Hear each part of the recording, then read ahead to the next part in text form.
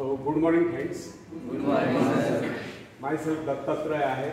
I am the retired principal of Government ITI. Basically, I am electrical engineer. I have been worked as an electrical engineer at Koyna Hydroelectric Project for 2 years. 1 year at Chandrapur Thermal Power Station. Then after I joined to Government Technical College and worked as a lecturer for 13 years. Meanwhile, I appeared to the exams of the Institution of Engineers and get the degree of AMIE, means Associated Member of the Institution of Engineers by self-study. And on that base, I get selected to MPSC as a principal and worked as a principal to various government ITIs in Maharashtra. And for 22 years. And retired in August 2019.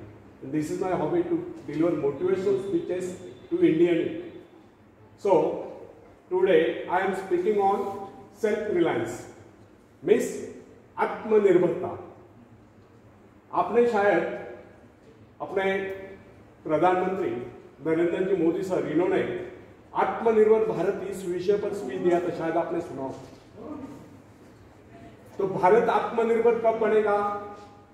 जब भारत का हर नागरिक, हर युवक, हर युवती आत्मनिर्भर बनेगी, तभी भारत आत्मनिर्भर बन सकता है. आत्मनिर्भरता का मीनिंग आपको पता है? आत्मनिर्भर बनना मीन्स क्या? बताइए, जो आता है पता नहीं.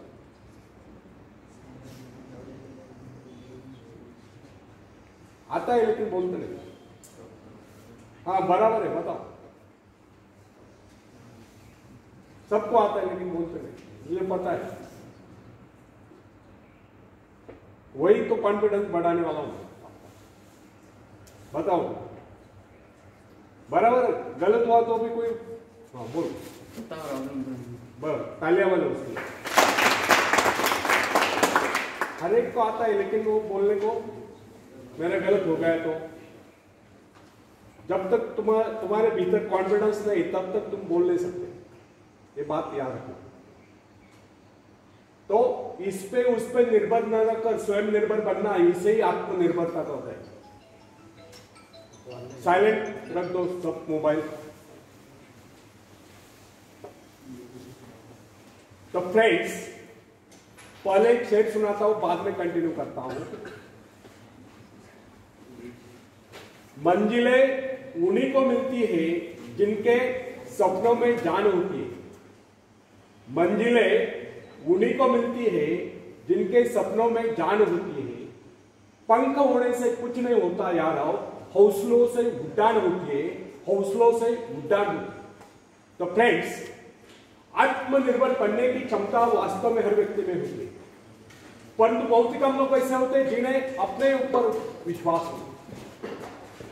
दूसरों का सहारा ढूंढना तो उनकी आदत से बन जाती है. ये बात हमें कभी नहीं भूलनी चाहिए. दूसरों के सहारे चलना तो बड़ा आसान है, किंतु इससे हमारी गई सही शक्ति क्षीण हो जाती है. मस्तिष्क और योग्यता, इनका जितना उपयोग किया जाएगा ये उतने बढ़ेंगे, इनका उतना ही विकास होगा. ये विडंबना है कि अपने आप कुछ करने की बात तो जैसे लोगों के मन में आती है. कुछ लोग अपने अपने की काम करते रहते हैं और वह है अपने बदनसीबियों का रोना रोना या दूसरों के हाथ से रहकर उनके गुणगान करना. ऐसे लोग जिन्हें सदा दूसरों के बल पर विश्वास होता है, वे केवल पिछलकों की संख्या पाकर निंदा के पात्र बने रहते. ऐसे लोग अपनी आंतरिक शक्तियों का भी लाभ नहीं उठा पाते. फ्रेंड्स, यह समझना आप यदि जन्मजात नेता नहीं है तो ऐसे रहोगे. जन्मजात कौन क्या होता है? कोई महान नहीं होता, कोई वैज्ञानिक नहीं होता है, बल्कि एक अबोध बालक जन्म के बाद अपने में ऐसी शक्ति पैदा करता है जिसके सहारे वो अपने व्यक्तित्व की एक अलग पहचान बना लेता है. इतिहास में ऐसे बहुत से लोग हुए जिनमें नेतृत्व करने की योग्यता नहीं थी, फिर भी वे अपने प्रयत्नों से, अपने परिश्रम से, अपनी योग्यताओं का विकास करके महान नेता बने.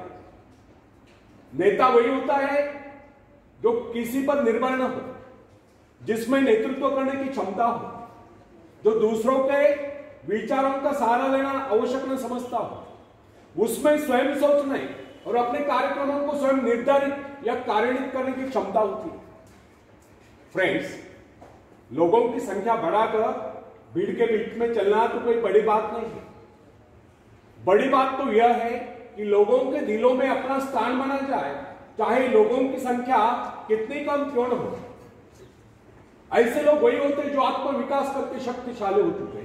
ऐसे ही लोग अपने भाग्य को बदल देते हैं, अपने साथ साथ दूसरों का भी भाग्य बदल देते हैं। फ्रेंड्स, आज के युग की विडंबना यह है, हर कोई किसी न किसी का सहारा ढूंढते नजर आता है। किसी को अपने धन का सहारा लेना पड़ता है तो किसी को अपने मित्र का, कुछ तो अपने वंश पर ही फूले नहीं समझते। ऐसे तो बहुत ही कम लोग होते हैं जिन्हें अपने ऊपर पूरा विश्वास होता है। दूसरों की शक्ति पर जीने वालों का एक मनोज्ञान यह भी होता है कि ऐसे लोग सदैव किसी न किसी को दोषी ठहराकर अपना पक्ष बचाने के अवसर ढूंढा करते हैं। वास्तविकता यह है, इस प्रकार की आदत कायर प्रकृति की परिचायक है। आत्मनिर्भर बने या आत्मनिर्भर बनने की आदत डाले। आदत का आरंभ उस समय होता है जब एक बच्चे को उसका पिता कोई विशेष कार्य करने को कहता है तब वह संतुष्ट नहीं होता, लेकिन जब वो अपने ढंग से उसी कार्य को करता है, उसे पूरा करने के लिए संघर्ष कर विजय प्राप्त करता है, तो उसके चेहरे पर खुशियों की लहरें तिरकती नजर आती है। इस प्रकार की विजय की भावना उस बालक को शक्तिशाली बनने का एहसास दिलाती है। फ्रेंड्स, स्कूल की शिक्षा या कॉलेज की शिक्षा केवल व्यक्ति की व्यवहार कुशलता और योग्यताओं की वृद्धि नहीं करती, यह तो व्यक्ति के हाथ में औजार थमा देती है। इस औजार का सही इस्तेमाल करना आदमी को स्वयं ही सीखना पड़ता है। हेनरी वार्ड बीचर अपने समय का एक महान विचारक अपने बारे में कथा सुनाया करता था। जब मैं बच्चा था तब मुझे किसी तरह से आत्मविश्वास की शिक्षा दी गई। मुझे ब्लैक बोर्ड के पास भेजा जाता था। मुझमें शंका और संदेह होने का रोग था। मेरे टीचर मुझे बार बार कहते इस पाठ को अवश्य पढ़ लें। उनके स्वर में काफी क्रोध हुआ करता था। उनका यही कहना था कि हमें केवल प्रश्नों के उत्तर चाहिए। यद्यपि उन शिक्षकों का यह व्यवहार कठोर ही प्रतीत होता था, किंतु इतने सारे बच्चों को सीधी राह पर लाने के लिए उनका यह व्यवहार उचित ही था। और इस व्यवहार का ही नतीजा था कि 1 मास से भी कम समय में विदिन अ मंथ मैं उन सभी सवालों के जवाब निकलने लगा जो मुझे सबसे कठिन लगता था। एक दिन मुझे ब्लैक बोर्ड पर एक सवाल हल करने को कहा गया। जैसे मैंने सवाल हल किया, टीचर बड़े कठोर अंदाज में बोले, बिल्कुल गलत। अब मेरे पश्चात उन्होंने किसी दूसरे छात्र को बुलाकर उसी सवाल को हल करने को कहा। उसने उसी तरीके से सवाल हल किया जिस तरीके से मैंने किया था। मेरा उसका जवाब एक था। फिर टीचर उसकी पीठ थपथपाकर बोले, शाबाश, तू तो इस सवाल को हल करने में सफल हो गया। अब मुझसे रहा न गया, मैंने तुरंत ही खड़े होकर पूछा, टीचर, यदि इसका और मेरा जवाब एक है, सुलझाने का तरीका एक है, फिर आपने मुझे डांट कर गलत क्यों कहा? तब टीचर बोले, यह बात तूने पहले क्यों नहीं की जब मैंने तुझे गलत कहा? फ्रेंड्स, केवल पाठ को याद करने से कोई मतलब नहीं। हमारे भीतर एक दृढ़ विश्वास होना चाहिए कि जो कुछ हमने याद किया उसे कोई काट नहीं सकता। इसे ही आत्मविश्वास कहते हैं। और जिनमें ही आत्मविश्वास होता है वही तर्क दे सकता है, वही बस यानी कि चर्चा कर सकता है। लेकिन जिसे स्वयं अपने ऊपर विश्वास न हो वह क्या तर्क करेगा? उसके तो अच्छे कार्यों को भी अगर हमने गलत कहा तो उसे यही समझ लेना होगा, हो सकता है वह गलत है। फ्रेंड्स, मनुष्य को भ्रम होता है कि अकेले काम करने से अच्छा किसी दूसरों की सहायता लेकर काम करना होता है। लेकिन अपने ऊपर विश्वास करके पूरी लगन से अगर कार्य को किया जाए तो उसमें सफल होने की आशा दोगुनी हो जाती है। हर महत्वाकांक्षा का अर्थ होता है अपनी शक्तियों का परीक्षण करना, लेकिन दूसरों की नकल करना, दूसरों पर निर्भर रहने से व्यक्ति में दुर्बलता ही तो आती है। शक्ति तो हमारे स्वयं के मेहनत करने से आती है। अखाड़े के पास बैठकर हम अपने शरीर को शक्तिशाली नहीं बना सकते, या दूरदर्शन पर एक्सरसाइज प्रोग्राम देखकर हम अपने शरीर को तंदुरुस्त नहीं बना सकते। इसके लिए हमें स्वयं ही व्यायाम करना होगा, स्वयं एक्सरसाइज करनी होगी। फ्रेंड्स, यदि आप जीवन में सफलता चाहते हैं तो इसके लिए आपको स्वयं ही प्रयास करना होगा, स्वयं उस रास्ते पर चलना होगा जो आपको उन्नति को ले जाता है, और वह रास्ता है आत्मविश्वास का। अपनी शक्ति को पहचान कर ये सफलता प्राप्त कर सकते हैं, या अपनी योग्यताओं को बढ़ाकर आप सफलता प्राप्त कर सकते हैं। मगर यदि आप ये सोचते हो कि संसार में कोई दूसरा व्यक्ति काम कर रहे और सफलता हमें प्राप्त हो, तो ऐसे कैसे हो सकता है? जो लोग बच्चों को इस प्रकार जीवन क्षेत्र में उतरना चाहते हैं कि वे बिना किसी संघर्ष के, बिना कोई कष्ट उठाए आगे बढ़े, तो वे उनकी राह में कांटे बिछाते हैं। संतान को ऐसा बनाना कि वह किसी भी प्रकार के संघर्ष का सामना करने में अयोग्य हो, तो इसका सीधा अर्थ यह होगा कि वे लोग अपनी संतान का भविष्य शुरू से बिगाड़ रहे हैं। संतान को सुख और ऐश के झूले में झुलाने वाले मां बाप संतान के सबसे बड़े दुश्मन होते हैं। दूसरों की तो छोड़ो, वे उसे स्वयं को पहुंचाने की जहमत या स्वयं को पहुंचाने के कष्ट भी उठाने नहीं देते। बच्चों को भी समझना चाहिए, स्वर्ग जाने के इच्छुक को स्वयं ही मरना पड़ता है। स्वर्ग वही जाएगा जो मरेगा, दूसरा कोई नहीं जा सकता। इसी प्रकार जीवन का सच्चा आनंद वही पाएगा जो अपनी आत्मा की शक्ति को पहुंचाने। फ्रेंड्स, यदि आप किसी कार्य में कामयाबी चाहते हैं, सफलता चाहते हैं, तो उसके पीछे अपनी पूरी शक्ति लगा देना। नवयुवकों का स्वभाव होता है सहना, सीखना और अनुसरण करना। लेकिन अगर उनके अभिभावकों द्वारा या मां बाप के द्वारा बचपन से सारे इशारा देकर उन्हें जीवन संघर्ष के लिए हतोत्साहित किया गया हो, निराश किया गया हो, तो इसका परिणाम यह निकलता है कि वे अकेले चलना भूल जाते हैं।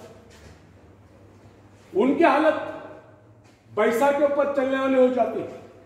फिर तमाम उम्र में बिना किसी सहारे के चल ही नहीं पाते। इसलिए फ्रेंड्स, यदि जीवन में कुछ करना चाहते हो, कुछ बनना चाहते हो, तो अपनी सहायता स्वयं करें।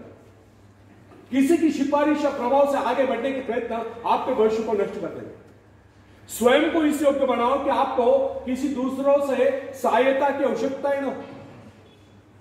अपने भीतर रथा साहस और विश्वास जगाइए। आनंद तो उसी उन्नति में आता है जो स्वयं के द्वारा प्राप्त हो। दूसरों के भरोसे उनकी सहायता से आगे बढ़कर अपने को अपंग बनाने का क्या उपाय हो सकता है? इससे तो मनुष्य की अपनी सारी शक्तियां दम तोड़ देती है, अपनी बुद्धि कुंद हो जाती है। जो दूसरों की सहायता का मोहताज बना देता है, जो अपना हाथ तक नहीं ला सकता, वो क्या कर सकता है? वो जीवन भर दूसरों का मोहताज बना रहेगा।